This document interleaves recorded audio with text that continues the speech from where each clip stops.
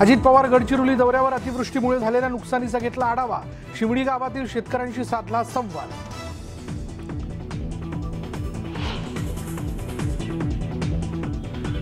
एक महिना झाला तरी शिंदे आणि फडणवीसांचं मंत्रिमंडळ। भाजपसोबत जाऊन काय मिळालं याचं आत्मपरीक्षण शिंदे गटाने करावं, राऊतांनी लगावला टोला।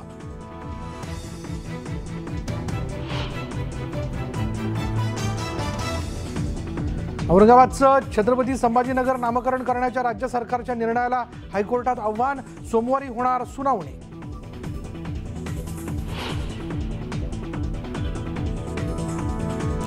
मुसळधार पावसामुळे गोसीखुर्द धरणाच्या पातळीत वाढ। 33 दरवाजे उघडून धरणातून विसर्ग। नद्याच्या पातळीत वाढ झाल्यानं सतर्कतेचा इशारा।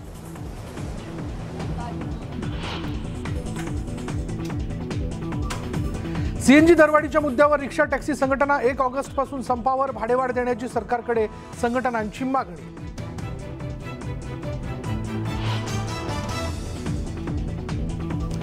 न्यूज 18 लोकमतच्या बातमीचा इम्पॅक्ट। मनमाड शहरातील जीर्ण पोलीस इमारती, चाळी पोलीस स्टेशनची आमदार सुहास कांदे आणि नाशिक जिल्हा पोलीस प्रमुखांकडून दखल।